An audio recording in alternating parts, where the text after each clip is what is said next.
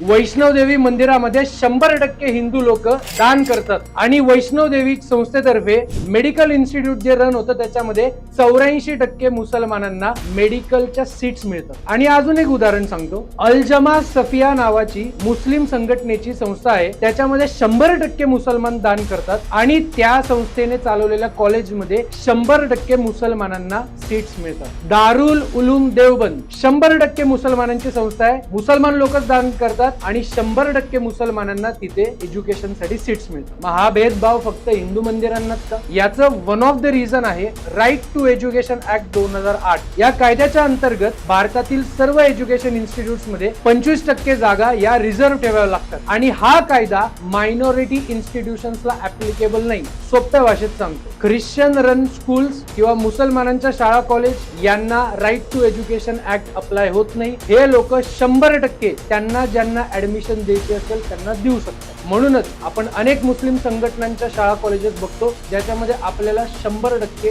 मुस्लिम विद्यार्थी दिसतात। भारतामध्ये हिंदूच फक्त भारताचं संविधान पालन करतोय अशी भावना याच्यामधून निर्माण होते।